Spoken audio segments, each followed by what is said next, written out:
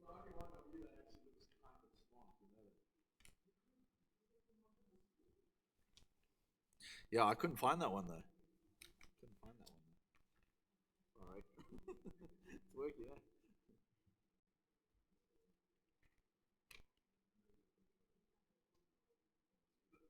Yeah. The tie's half done.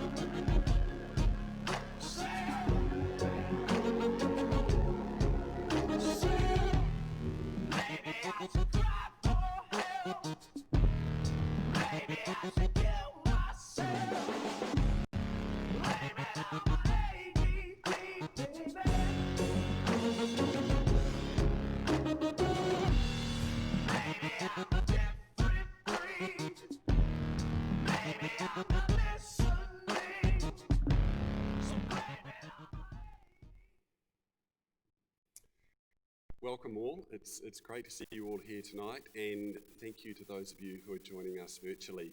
My name is Dave Waddell. I was recently elected President of the St Paul's Rowing Club.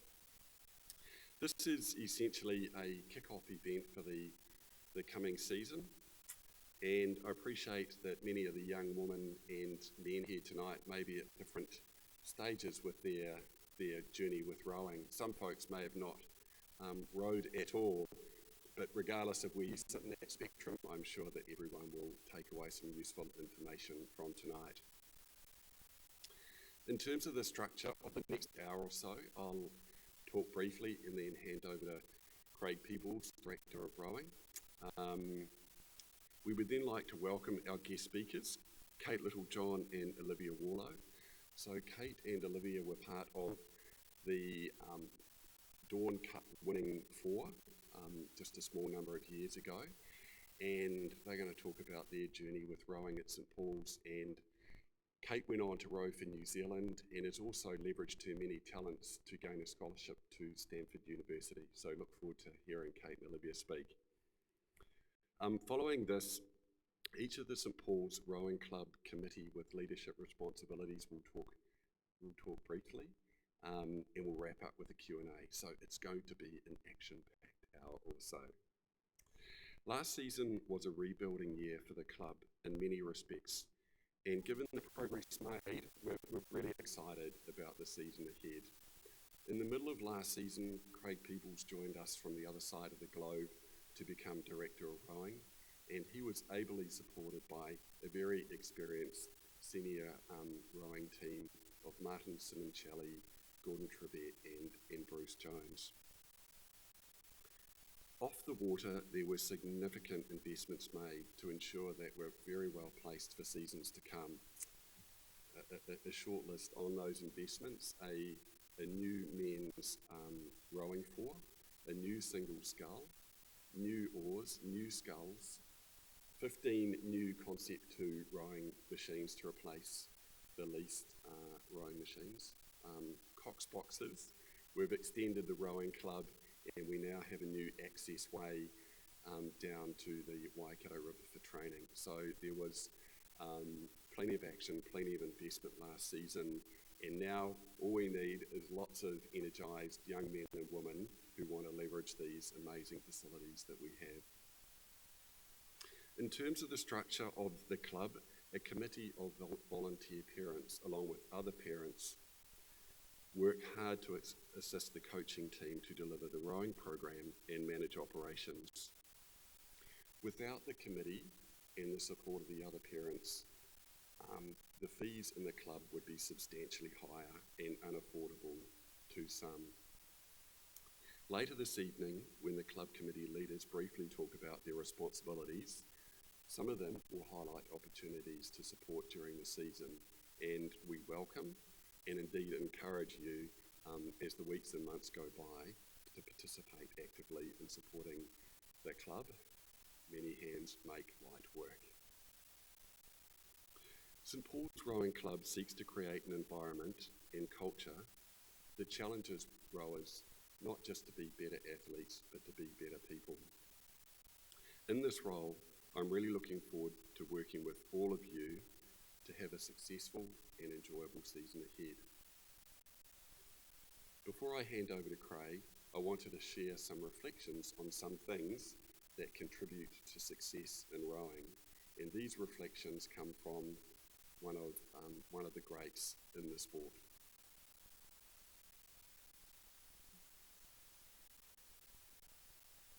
I'm going to get you to put those on, and I'm just going to play you a 90-second clip. Drysdale's just got his bow ball in front, gritting the teeth. Mahi Drysdale, he's getting down to the finish line. The black shell, the black uniform, number 4. Oh my God, he's just in front. Damir Martin, Drysdale on the line. Oh, the Croatian, Damir Martin has got up. The bow ball of Damir Martin has just come back at Mahi Drysdale and taken him on the line. So the graphics tell us. It's a photo finish in the men's single sculls. They're going to have to check it. At the moment, it's Croatia. We're just waiting for confirmation. In fact, it has been changed over. Would you believe it? Mahi Drysdale, ranked 1. Mahi Drysdale, his right fist. Can't believe it. Mahi Drysdale, gold. A 2-time Olympic champion. The golden touch. He's still got it. Throughout school, I loved sport. I was good at everything, but not great at anything.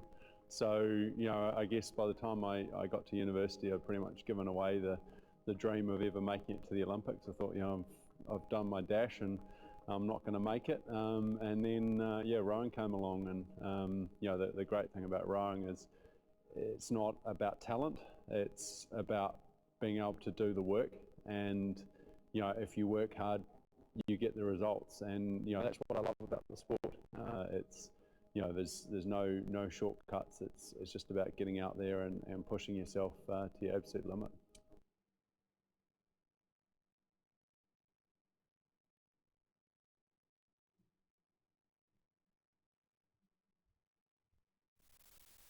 Good evening, ladies and gents. I feel a little bit like Ashley Bloomfield up here on this lectern. Dave, do you want to come do the sign language? No? Okay. Just a bit of housekeeping. I know it's going to probably be about an hour or so. If anyone does feel that they need to use the facilities, just through the doors on your left-hand side, take a quick left towards the Rev's office, and you'll see the bathroom on your left-hand side. Sorry, your right-hand side. All right. I guess what I'm going to do here this evening is just basically give more of the faces to St. Paul's Collegiate Rowing. To those people who are already part of the club, maybe you'll find out a few bits of information of some of the coaches that we already have here, a little bit more about what we do. And to those people who are joining us for the very first time, we hope that we can inspire, and we hope that we can give you as much information without too much information overload this evening. So please shut off to the stuff that you don't understand, but pick up on the key points as we go. All right, I'm going to show you a quick video, because in my presentation tonight, I've got quite a few QR codes, okay? And this is something that probably me being a millennial and a lot of the school rowers in the room know exactly what to do with it. But speaking to the committee the other night, there were a lot of heads being scratched as to what the hell a QR code is. And no, it's not just something that signs you in for coronavirus testing and all the rest. So watch this quick video, download the QR app if you have an older smartphone. Otherwise, you can just use your camera like most smartphones do these days. All right, here we go. How to download a QR code reader and how to use a QR code reader. Now, in order to do that, if you're on an Android device, you can go to your Play Store. What you do is you click on this icon over here. Now you're going to Google QR code reader and search. Well, there are usually more than one. Since I already have this on my phone, I'm going to try downloading it since it says free. There you go. I'm going to press install. Well, there are lots of things to accept. I don't have time to read them at the moment. I'm just going to accept them all. It's going to start downloading. Let's hope it does it really fast. And in no time, I would be able to use it to read a QR code. It's installing. Give it some time.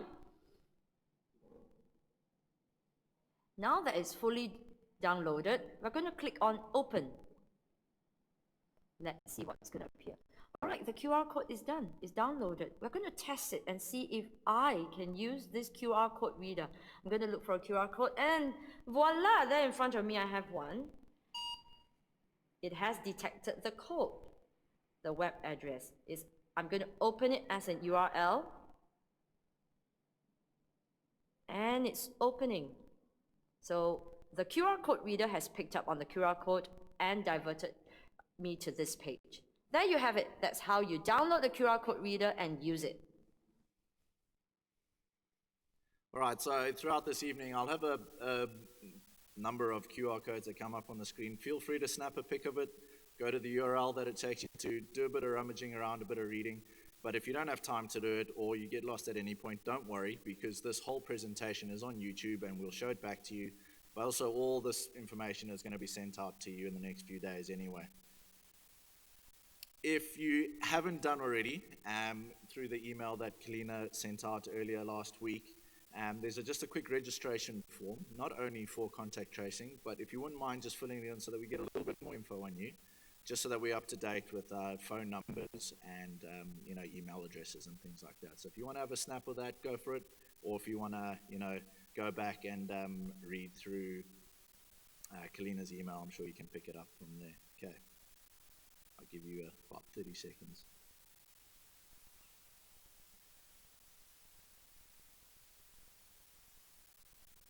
I hope this works actually, not that I've hyped it all up.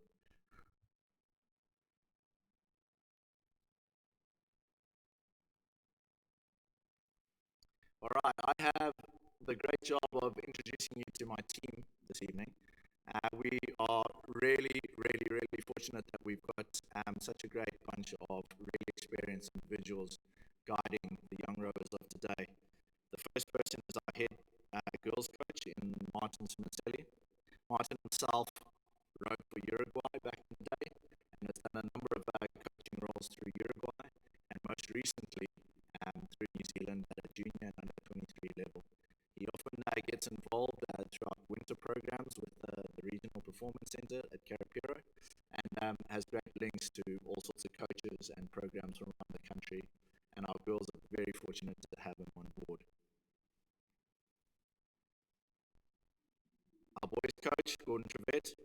All right, this list might go on, so I'm just going to hit the highlights because Gordon's done quite a bit in his career. Most recently, Gordon went back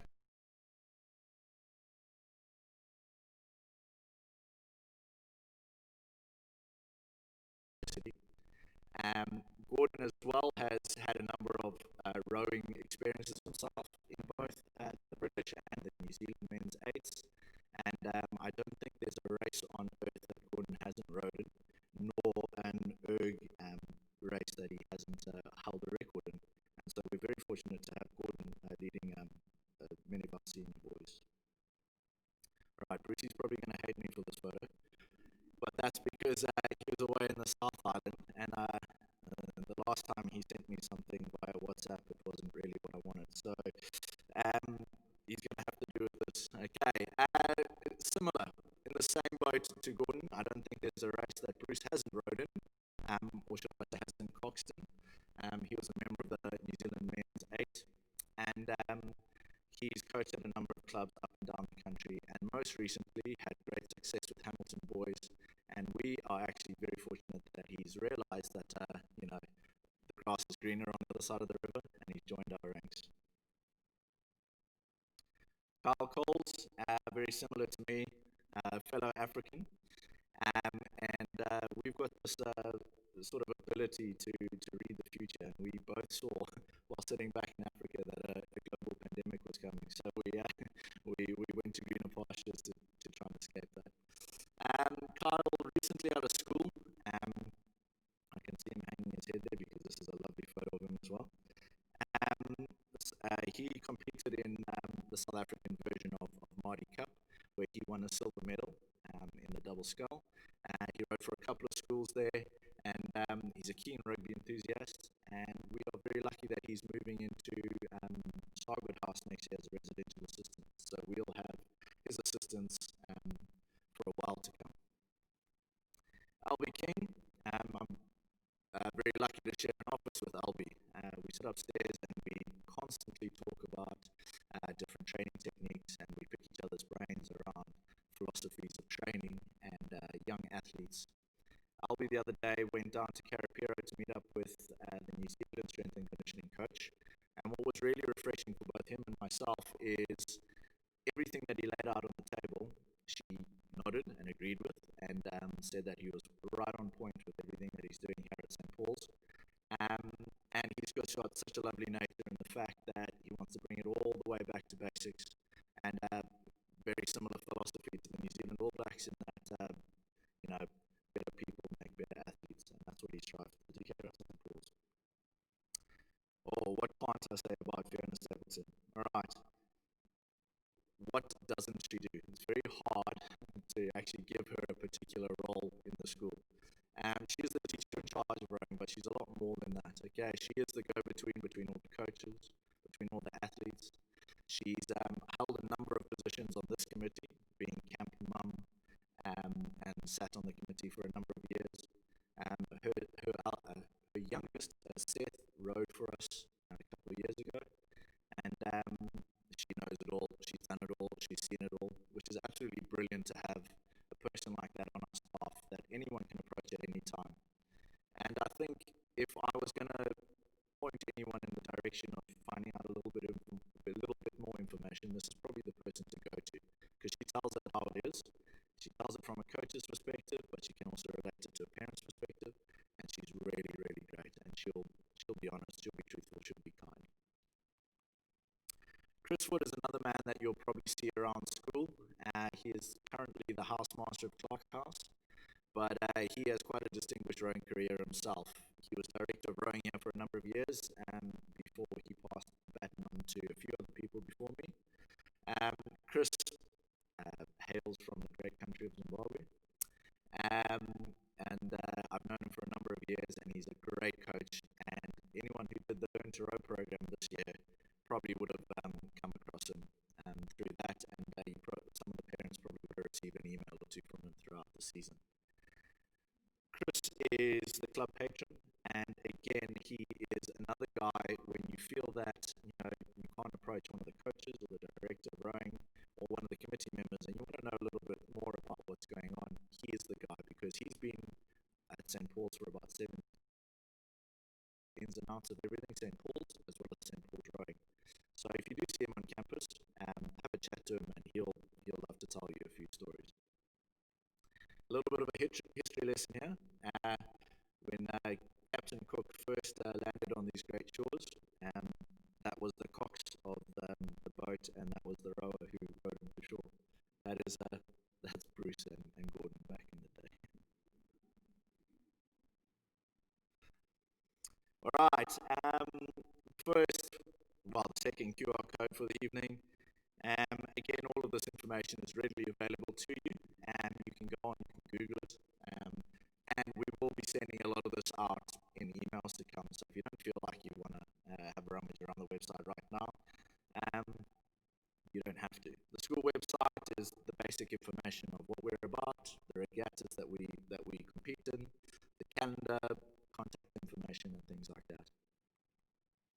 If you haven't done so already, I would suggest that it's probably a good idea to join our Facebook page, because there's a lot of interparental communication going on there, things like lift clubs, photography from the weekend, any ideas on upcoming events, and so on and so forth. And if there's anything that we want to get out to the wider community, that's where we post it first. We'd also send an email. So we try to cover all bases. So again, apologies for the information overload when it comes to that sort of stuff. But what we think is there's never anything like too much information. So yeah, give us a request, and before you know it, you'll probably be approved. And you can go back and look at past photos and all sorts of stuff on there. It's a really great page. Team app is another sort of platform that we use in getting information out to parents. Again, this just comes through as an alert on your phone, and it just says little things like committee needs help, or plans have changed, or racing is delayed, or any little bit of information that we want to get out to you quickly, and it saves you having to go into your emails and so on and so forth. It just pops up on your phone. That can be downloaded from the Play Store and the App Store. Look up St. Paul's Rowing as it's got there. Again, just request approval, and before you know it, we'll have approved you. This is something that Fetu, who is the former secretary of the club, and I set up last year. It started off as just keeping tabs on ourselves, just what's going on throughout the week, and actually we find it really, really useful to email this out to rowers every now and again, but also we provided a link that anyone can go on at any time, and although it's rather bare at the moment, there'll be a whole lot of information of upcoming stuff, so you can see what's coming up in the future, what's coming up this week, training down at the river, so on and so forth. And also it's got a lovely countdown there. As you can see, we have only 202 days until Mardi. Lots of training to get done between now and then. Another useful bit of information, and again, what we do is we like to keep this sort of live. So we, instead of sending you a PDF copy of this, because we don't want to send you 100 PDFs throughout the season, because hopefully you guys can understand that lots changes. Camp dates change as they have done in the last month to matters out of our control. If regatta dates change, we don't know what's coming up in the near future with COVID and so on and so forth. But the calendar, as soon as we change it on our end, automatically gets changed on your end. As soon as you log on and you go to the link, it will be the latest version of the calendar. If there's anything serious, we won't leave it up to you to find out the information for yourselves. We'll also send out information on Team App and so on and so forth. But just in case you wanted to go and look at things in advance, the calendar is all set up there for you. The macro cycle, this is more geared towards coaches looking forward to what's coming up. But it is a sort of a great way for rowers to look into and go, when is camp? What sort of testing do we have on what dates? And so on and so forth. And this ties in with a few questions that I'll be answering a bit later, in that you'll see, you probably can't see it on that screen there, but when you log on and you have a look at it, each regatta has sort of a tapering priority, and that's more so from a coach's perspective, that we can look at it and go, where are our crews now? Where do we want them to be? Are they hitting the marks that they need to be hitting? And anything in yellow, which is pretty much from now until the end of the year, is a lot of fact-finding from a coach's perspective, in that we're trying out different combinations, we're trying out different crews, we're giving the kids a little bit of a fun row with their mates or something like that, and that's what this term's geared towards. As we go into Christmas, if I can say this, although every regatta is a serious regatta in a coach's eyes, probably the start of the real serious regattas is the Christmas regatta, which this year is on the 11th of December, and that's when we will start the selection process in winding up our crews towards our final Mardi selections. So we're going to be playing around. I'm sure the rowers are going to be playing around. They're going to be trying combinations and so on and so forth. But Christmas regatta is the first real note-taking regatta from a coach's perspective as to who we're going to select at the end of the day. I want to just touch on that very quickly, in that Mardi is an exceptional regatta, in that it is not a given. It's an extremely special regatta that few get to row in, and coaches need to give their utmost to the crews in order to do the best. So we can't take everyone to that, just so that people are aware of that early on, so that there isn't, oh, but you never told me this later on in the season. Okay, every regatta you will row, you have to be selected for Mardi. Where do we row out of? Okay, in our dedicated boat shed down at Days Park. We're quite lucky. We are one of very few clubs in the Waikato to own our own accommodation, if I can call it that. Most of the other clubs, other schools in the area, have to row out of someone else's club or alongside other schools, and it makes afternoon sessions quite messy. we're quite lucky in the fact that we've got dedicated facilities all to ourselves, that there's no mess and there's no fuss. Dace Park, if you don't know where it is, it's a 10-minute walk that way down towards the river. So the guys and girls put on their trainers and they have a warm-up jog down there in preparation for the session. Alright, what does our pond look like? We're actually in a really good place in a few things that Dave just mentioned, and that recently done up slipways, acquisition of new equipment, but also some really good existing equipment that's been in the club for a number of years. The club is looking great, all the equipment's in good working condition, and we are looking forward to putting our 33 fleet strong fleet to the 33 boat strong fleet to the test in the next few weeks. Alright, what do trainings look like? They vary at different times of the year. They obviously vary on a number of factors that I have to take into consideration. Things like, firstly, the number of people who sign up for rowing. Secondly, the number of coaches I've got available. Thirdly, the number of boats that I've got available, coaching launches, and so on and so forth. It's a little bit of a jigsaw puzzle as to how I fit it all together, but we manage quite well. Training days will differ depending on that past macro cycle that you looked at. They will start off relatively light, so that rowers can get the hang of the season, that we're not overloading them, especially this term going into exams. We're quite aware of that because we do run a policy that they are student athletes, and student comes first, athlete comes second, and we take academics very seriously. So the focus on this term is getting the boats wet, getting the hands a bit blistered, and making sure that the rowers know what they're doing before we ramp up the training come December camp, and then ramp it up again into the final sort of competition phase in the lead up, the 2 or 3 regattas lead up to Māori Cup. We have a combination of water sessions, strength and conditioning sessions with Albi, which are proving hugely valuable, cardiovascular land-based sessions, and those will be completed both in the morning and the afternoons, and the training load, if I can say that, will increase as the season goes on. Training camps, you've all seen from the document, we try and fit in 3 big Mangakino camps.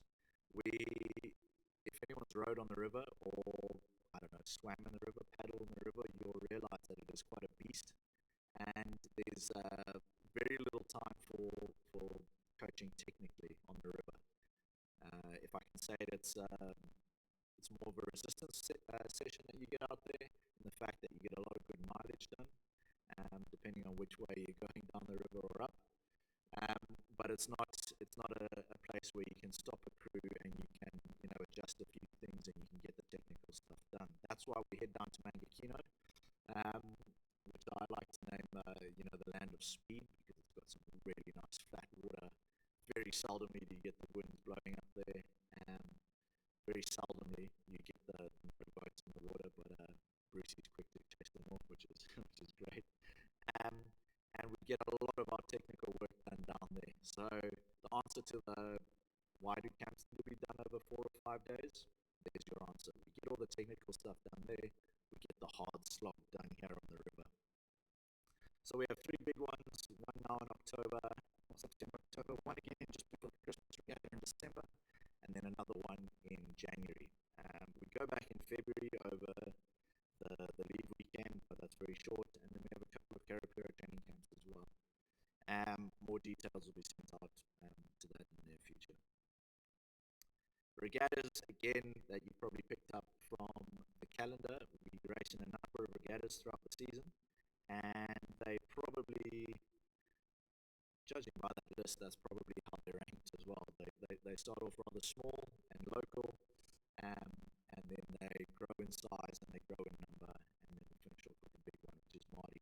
And we're quite lucky that it's in our part of the world this year, and not down in Twizel. Alright, so where do we go from here? Where do you as parents and you as rowers go from here? Well, firstly, in the next week or so, we'll probably be pinging in your inbox again, looking for some form of a commitment to rowing.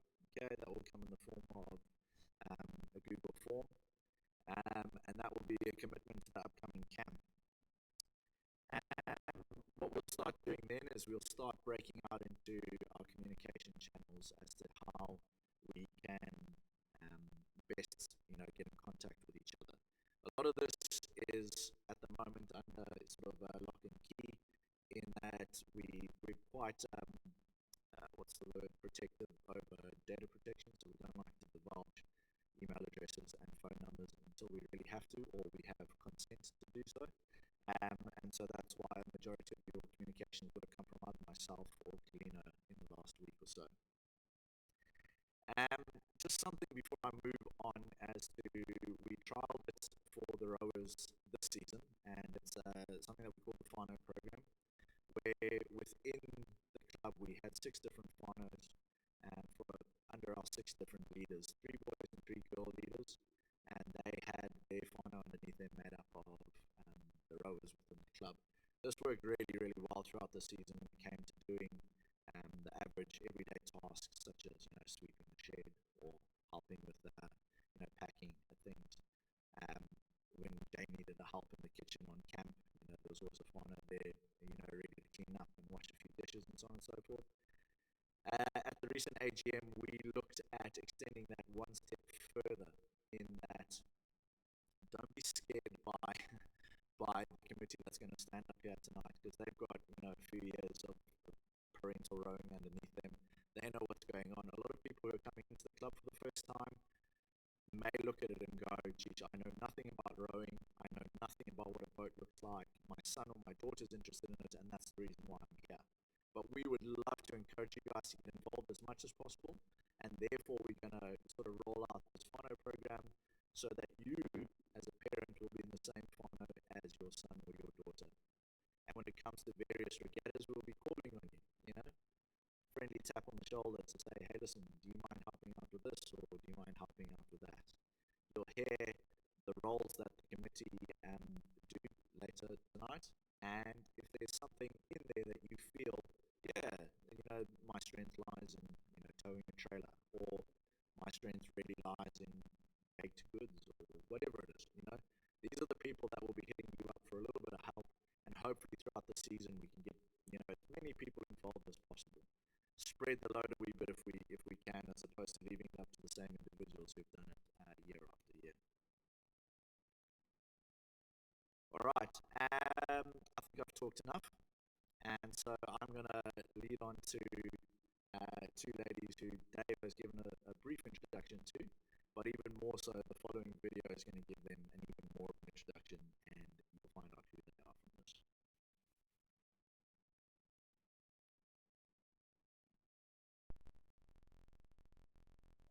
Okay, due to get underway, ladies and gentlemen, everyone's sitting up. White flag is up. We're due to get underway in the girls under 18 Cox 4. This is for the Dawn Cup. Sitting to attention.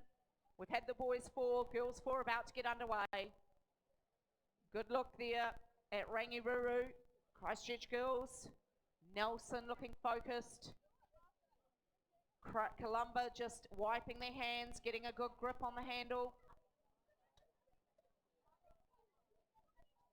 Roll call happening now.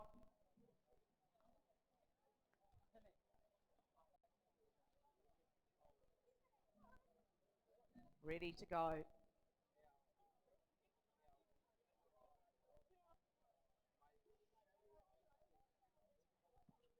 Here we go. Dawn Cup's underway. Girls under 18 4 out of the blocks. Clean start from all 8 crews. Let's see who breaks the line first. And by that I mean get to the 250. A great race, great out of the blocks. Rangiruru Girls School lane 8. They're sitting on 42 and a half. Then you come back into lane number 4, St. Paul's Collegiate. St. Paul's have shot out as well. Probably a little bit more sedately. They're on 37 and a half. Back down into lane number 1 and 3. Waikato Diocesan and Diocesan School for Girls. Lane 4, St. Paul's Collegiate, a canvas up already, waiting to go through the 250. Let's call it as they go through. St. Paul's Collegiate, Diocesan School for Girls, and then inside of them, Wanganui Collegiate, that's your 1, 2. No, right down at, yeah, Waikato Diocesan. So through the 250, St. Paul's Collegiate, Diocesan School for Girls, and Waikato Diocesan. Let's see who's leading them through. Can St. Paul's Collegiate win the girls under 18 for Jasmine Fountain, Olivia Warlow, Kate Littlejohn and Grace Watson, Victoria Chanwise the coxswain, or will Rangiruru Diocesan or Nelson College row through them? Oh my God! One and a quarter length to St. Paul's Collegiate. What an amazing race from these girls. Kate Littlejohn in the stroke seat. Leading these girls out, St. Paul's Collegiate, Victoria Chanwai, winding her girls up, pushing them through that third 500, keeping them nice and long. Are they going to cause a major upset here at Lake Karapiro? Can they roll over Diocesan School for Girls towards the 750 metre mark? And St. Paul's Collegiate, this little school from Hamilton with 150 girls, are leading the Dawn Cup. Can they hold on? St. Paul's Collegiate, they're leading the girls under 18-4. I've got goosebumps. This is incredible. A length and a quarter in front for this tiny school from Hamilton. Can they win the girls under 18-4? You go, girls. 500 metres to go.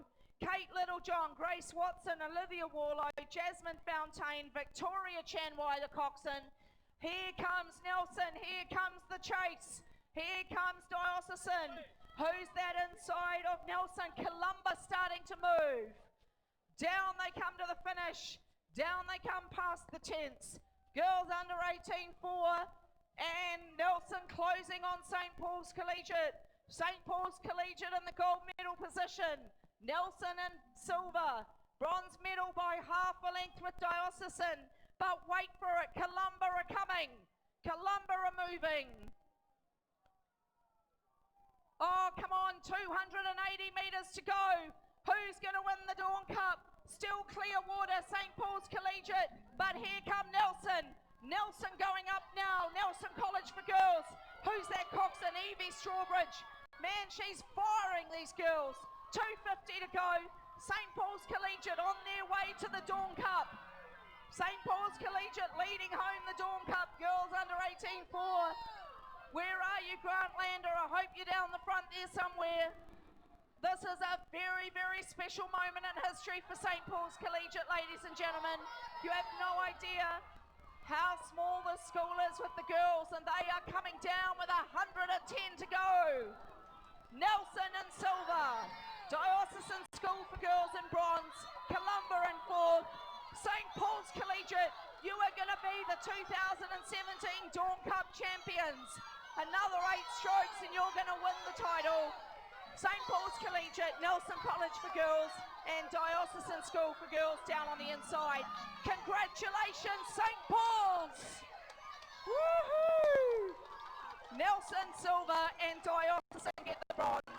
Dawn Cup. So well done, Dio, Nelson, and our champions and Dawn Cup winners for this year, St. Paul's Collegiate.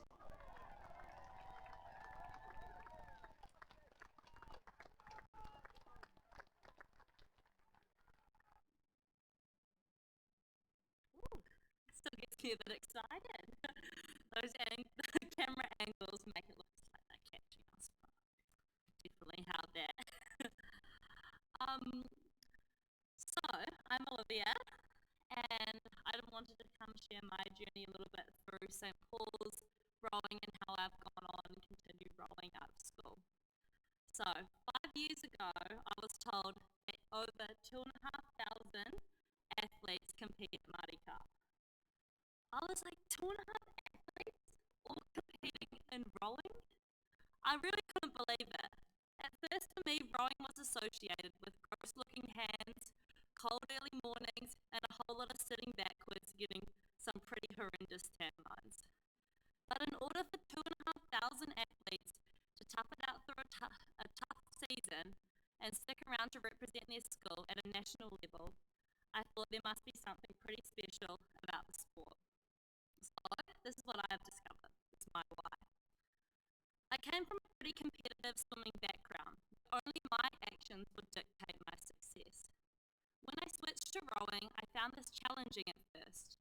But once I finished that first race with the girls either side of me, it was a newly found feeling, and I became hooked. I can't express how rewarding it is to achieve something pretty special with all of your mates. And then, even better, when you look out at the bank and you see all the parents of your crew, the parents of the whole club, all hugging and getting so excited and sharing that success with you. I really never thought my parents would become the soccer mums, but after my first regatta, they were already at hunting and fishing, buying their camping chairs, their binoculars, and they were all ready for the long days in the sun watching me race. It truly is a team sport like no other, which links all ages, levels, and abilities together, because we are all going through this tough summer together. I'm so fortunate and thankful for the St. Paul's rowing team and the time and dedication they put into me and creating an environment for any athlete to thrive in, whether it be for social or competitive reasons. Believe you me, this girl right here had to have her arm twisted, yanked, and pulled in order to be convinced to attend my first rowing camp at the 5-star Mankino. And then twisted, yanked, and pulled to stay for the second night. But I'm so grateful that I've continued this rowing journey. I've managed to gain a scholarship to go compete over at the States, where now me and Kate go head to head. And we're rivals now, which is pretty weird. But I can't encourage you enough to give rowing a try and bring a friend down, because that's what got me through the first camp. And yeah, that's about it. That's what I've got. So, hi everyone, I'm Kate. I spent 3 seasons rowing here with Liv, and my experience was pretty unconventional, pretty unexpected, but I'm so glad that I took it, because I definitely wouldn't be where I am today without taking up rowing.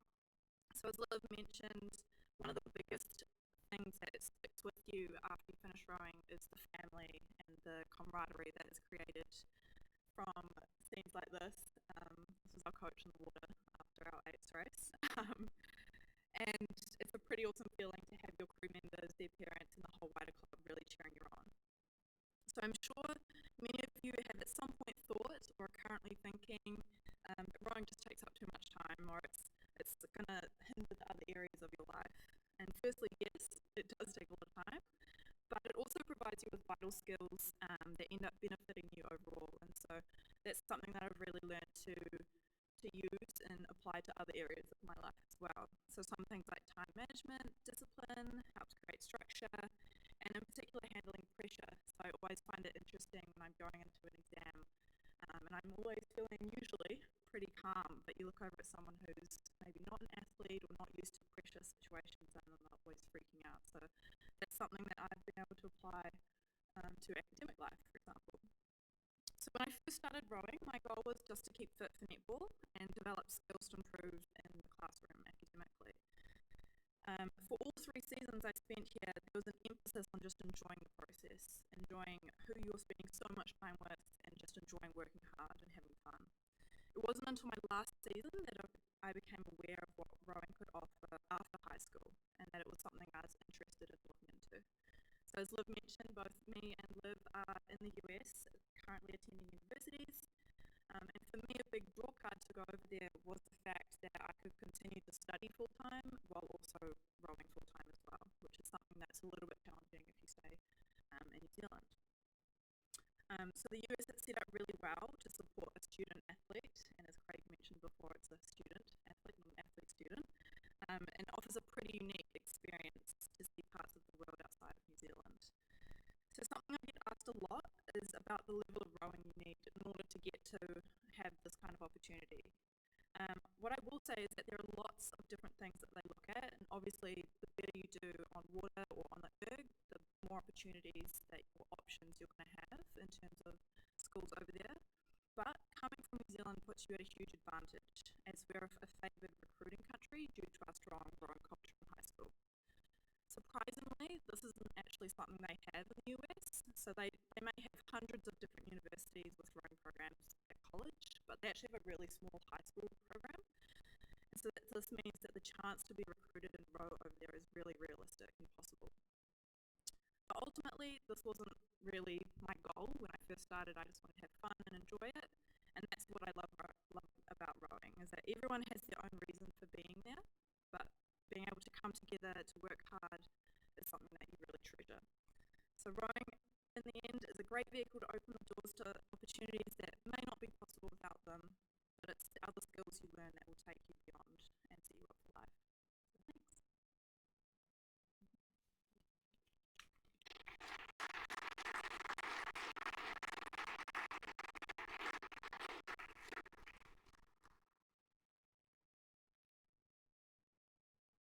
Right, thanks, girls. Really, really wonderful to hear your stories. So as I just clicked through these last photos, I am slow on the uptake. Let's go through.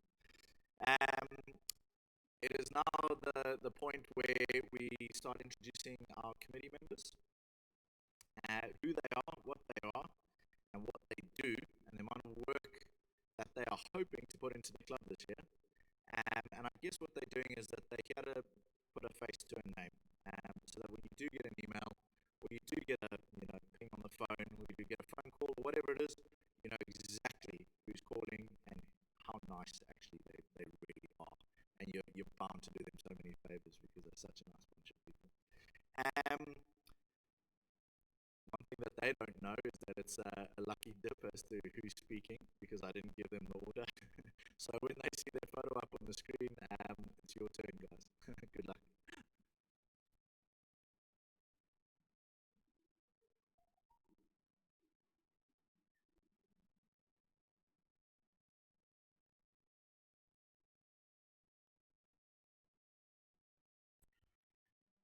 Hi everyone, I'm Kalina Finlayson. I'm mum of Hannah, and Hannah's going into her 4th year of rowing this year.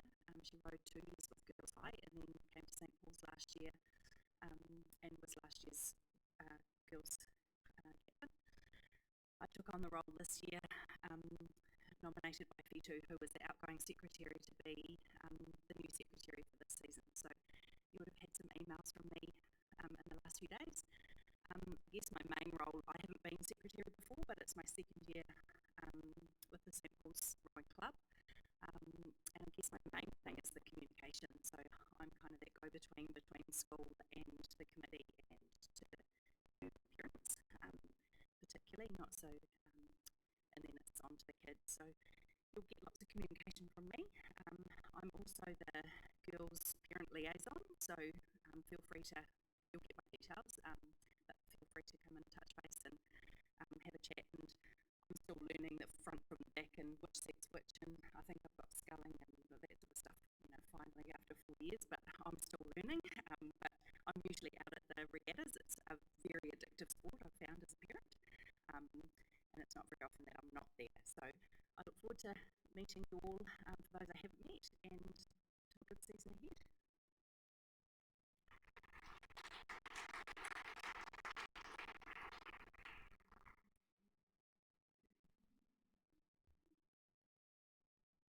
Good evening, I'm Bernie Milne.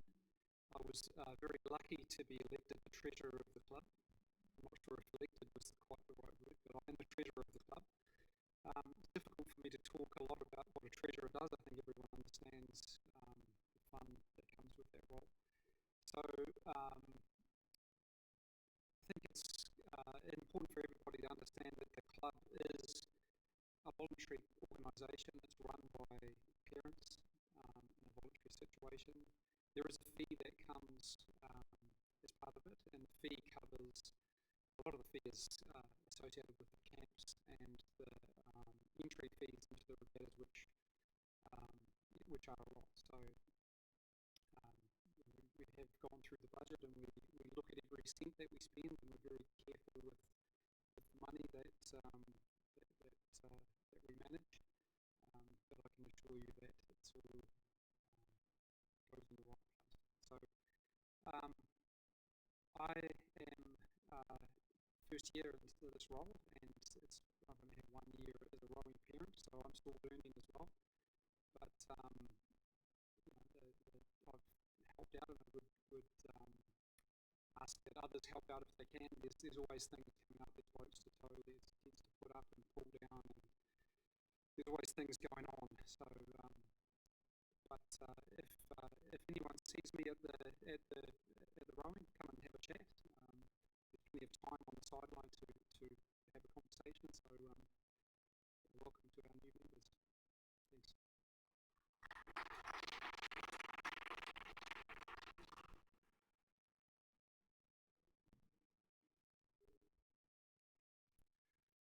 Good evening. I'm Mark Kennedy, and I'm the logistics coordinator for the club. So this is my second season, a bit like Bernie. So my son Hughes started second year rowing when he gets back from Seahoy later in the year. So I've been kindly nominated for club logistics. So primarily it's about helping with the logistics around the boats and equipment to get to and from the camps and the regattas. So I guess the main thing that we need is parent support for towing the coach boats and the food trailer and the primary items that we're having to take back and forth. And it's essential that we have those to enable the coaches to be able to get out on the water with all the crews and do what they need to do. So I think we've got 6 camps and a number of regattas. So as we get into the season, we'll be looking for parents to help us out. The coach boats are just a small light aluminium dinghy. Anyone can tow it. So you're not going to get roped in to suddenly have to tow a trailer with 10 rowing boats on it. So we've got someone else to do that. So it's really just about taking those coach boats back and forth. And I'd say if you're long day at work, want some peace and quiet, well, you can get a nice hour and a half drive to Mankino. The scenery's lovely. You can buy a coffee.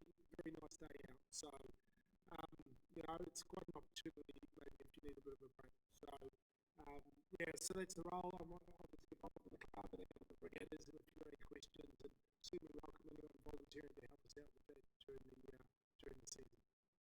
Thank you.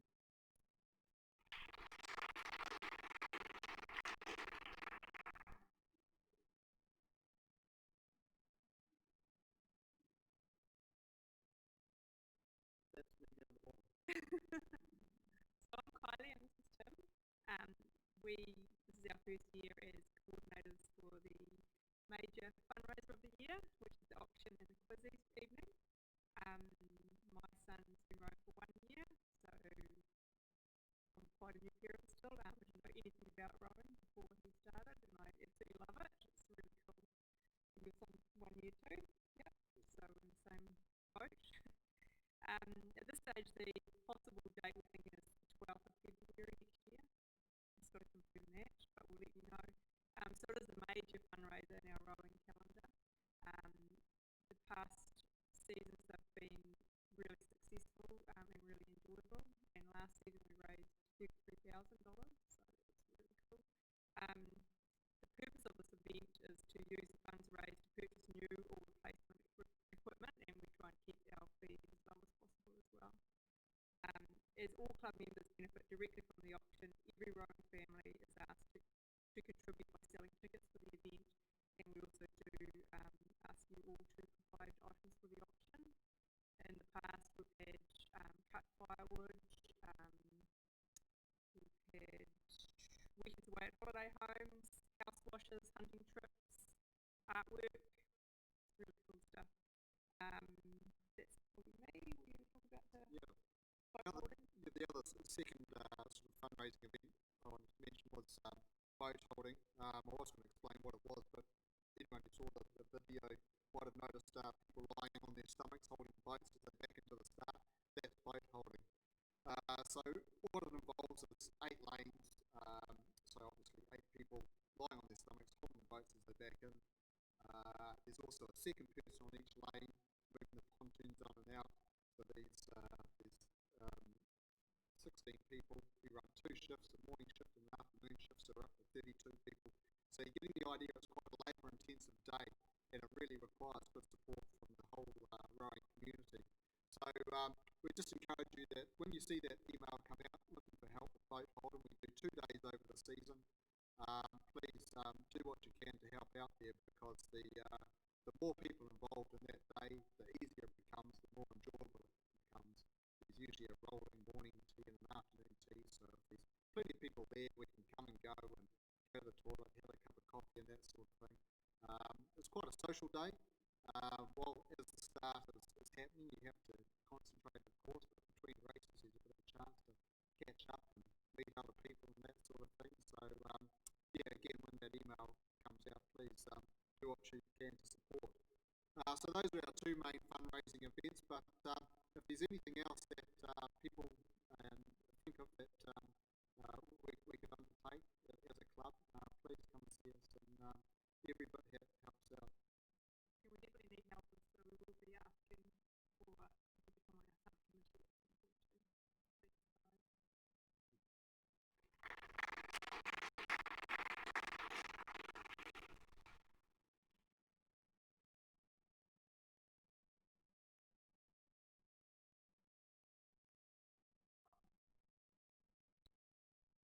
Welcome everyone, my name's Jane Haycock. This is my 7th year of having a child rowing at St Paul's. I was lucky enough to be head mum in Twizel with Kate and Olivia quite a few years ago. And my role this year is coordinating the food for camps, which is ordering the food, organising the menus, and just Mangakino. I'd really love new parents to come along and help, and the old ones that are really great too. So get in touch with me, we'll send out a list of camp dates and times that you might be able to possibly come and join us, and it's a great place to be. Thank you.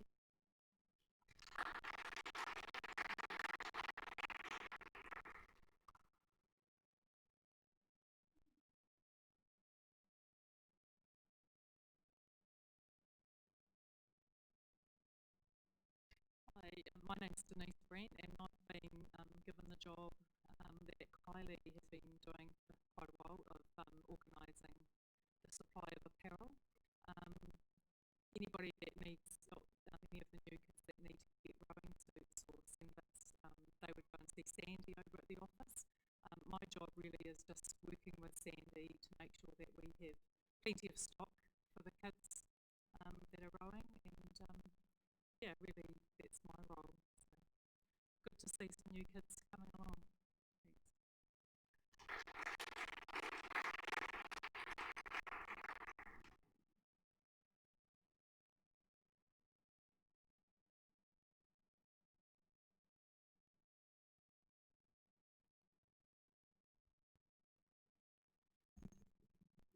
Yes, good evening. I'm Dave Jeffress, and I'm actually back for round 2. I've had a son who finished about 8 months ago, and I've got another one who's rowing. He's currently at Tihoe, and my role as part of the committee will be to, although they're not great economic times, will be to tap a few shoulders of people either around the club or close to the club, just regarding some more financial support and sponsorship. I think the sport of rowing at St Paul's is a great vehicle for your company.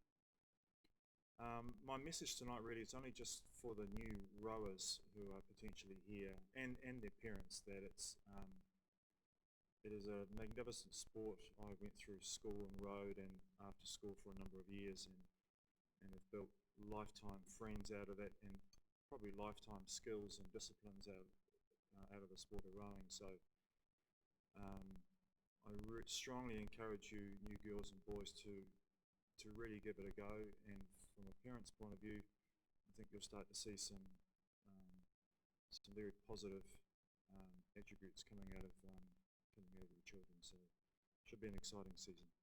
Thanks.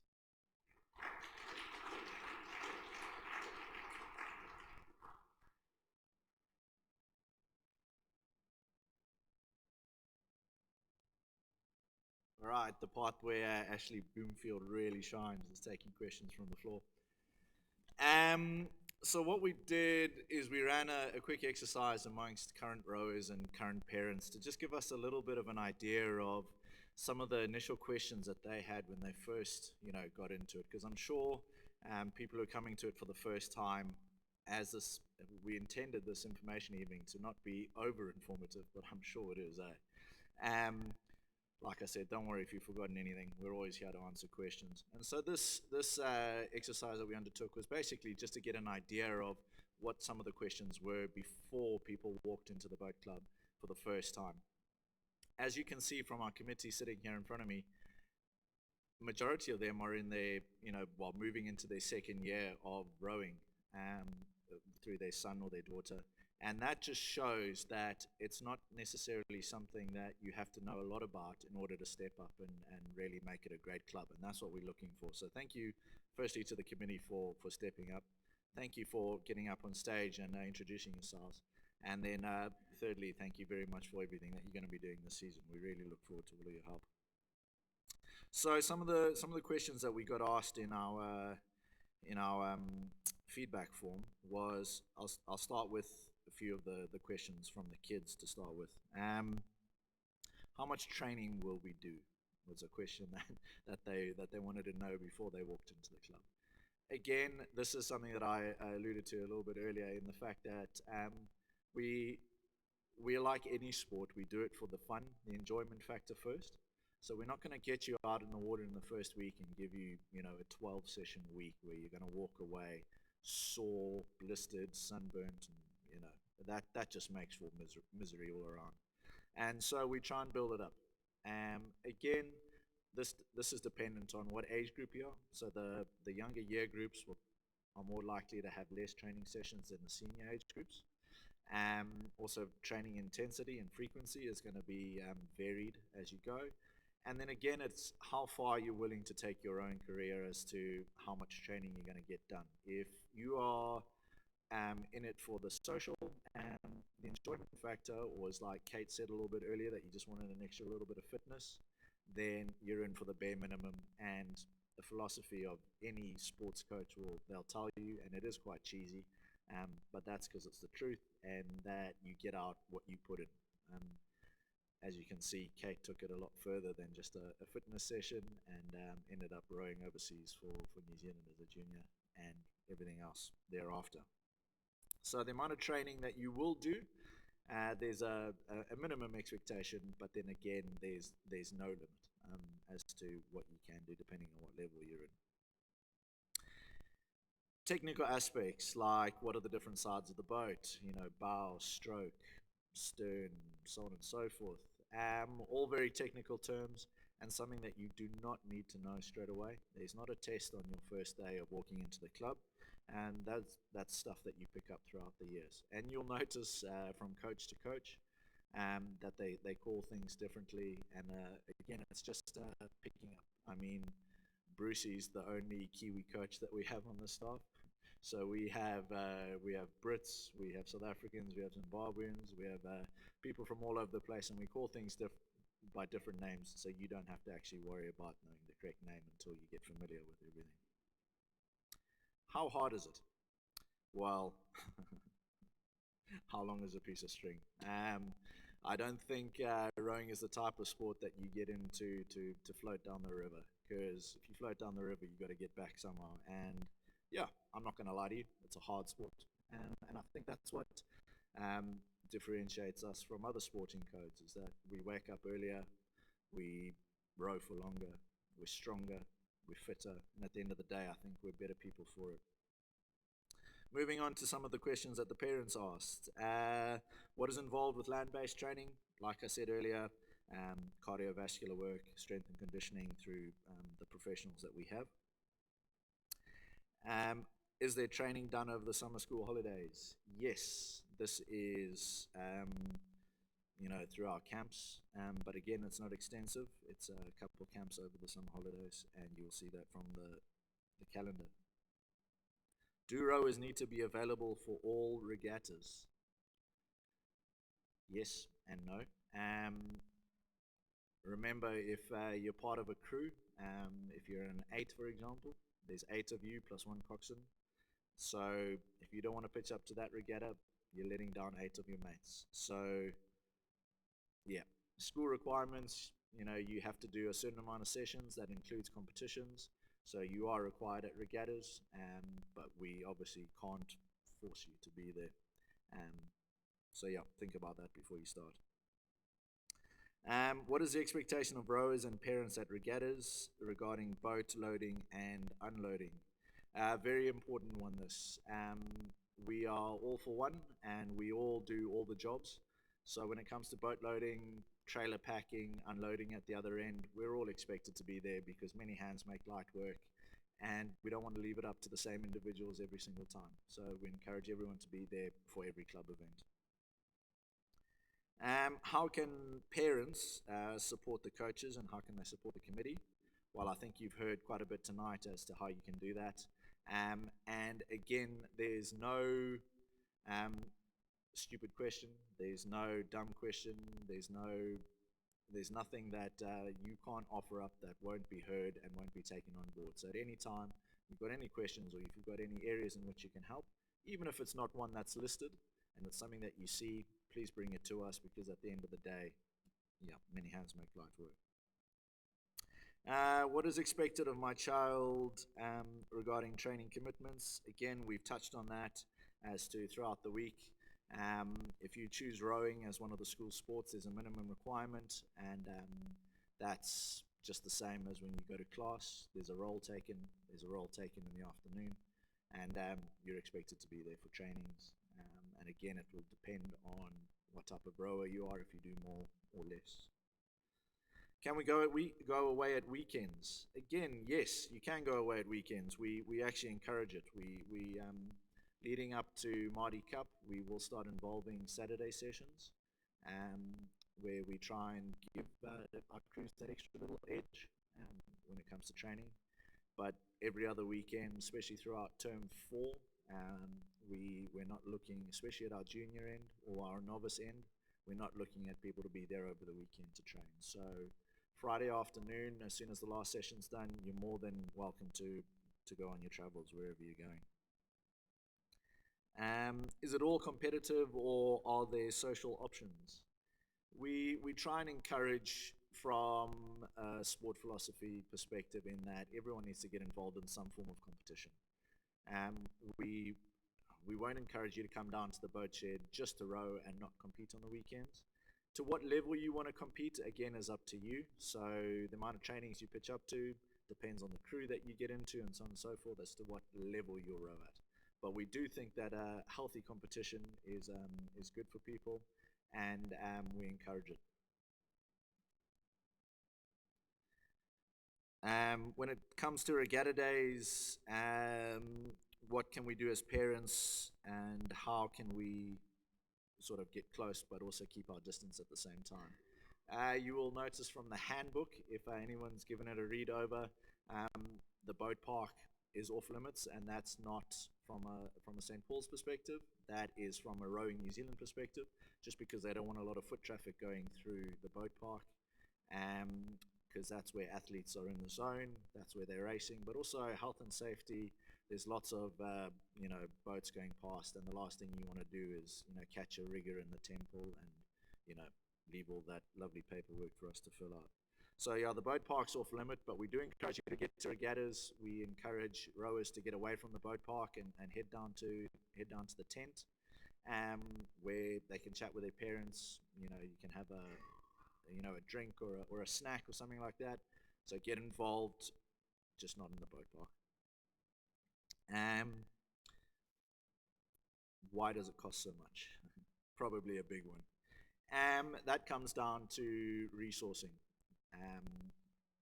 There are 3 main areas that majority of our funds are directed towards.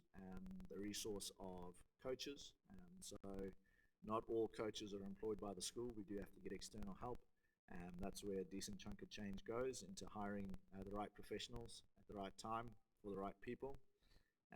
Refurb and maintenance of equipment that we have in the plant. And the last one, like Bernie said a little bit earlier, is camps and regattas. So feeding, race entry, and things like that. So it is quite an expensive sport, but that's largely due to those 3 main areas. Who do I ask if I have any questions? Again, I think our coaching staff are really approachable. Come and chat to us about almost anything. The one thing that I would discourage is, why isn't little Johnny in the top crew? That is not a question that's going to be met with a polite answer. Just in the same way that the coaches won't come to you and question your daily job as to how you conduct yourself in your job. We'd ask that you respect their professionalism. And again, if there's anything untoward that you feel that is coming from a coach or a member of the boat club, be it a rower, coach, supporter, or anything, there are channels that you come through and you talk to the right people. If there's something that I can't help you with, or that you feel that you can't bring to me, there are people like Chris Foote, and there's the headmaster. But I would also encourage you to come through us before you go to the headmaster. So yeah, speak to anyone on the committee, speak to any coach, and speak to the rowers themselves. I think we try and take on an approach where the rowers need to take responsibility for their own rowing and their own training and their own camps and things like that. So if there's anything that you don't know as a parent, I'd say ask your child first and then come and ask us. That's probably one of the best things. All right, I'm going to skip a few of these because they are touching on what we've already talked about. Is there transport going from school to regattas, training sessions at Mangakino or Karapiro?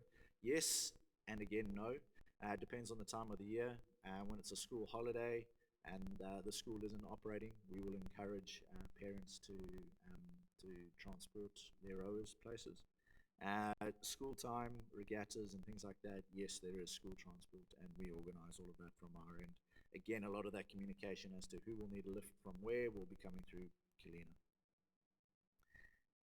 Can we have a list of parents' emails, phone numbers, so that we can, chat about lift clubs, transport, especially for the boarding families. So we understand that there are boarding families from far away that can't come in and get their kid to Karapiro and so on and so forth. Yes, we will be putting out a communications list through the various whānaus, but that is largely dependent on consent of the party whose email or phone number it is. Some people don't like being phoned at 12 o'clock at night, they prefer an email. So it depends as to what extent we can use people's personal data. Can we take our son home from a regatta straight after his race? It depends on the day.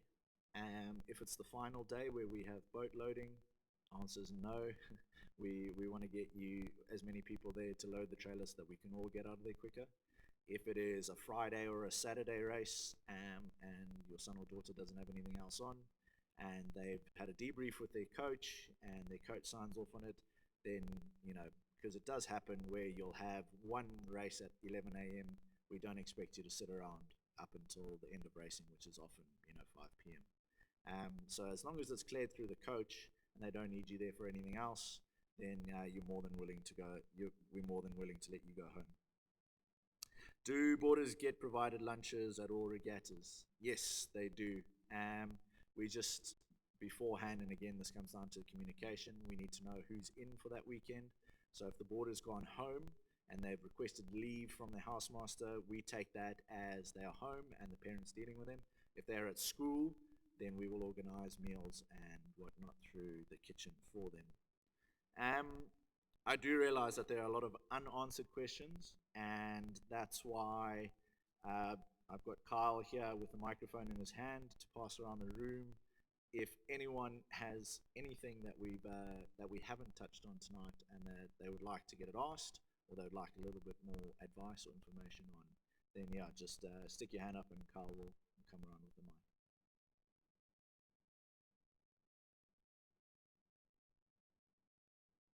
We're all good? Alrighty. We are going to stick around for a few minutes.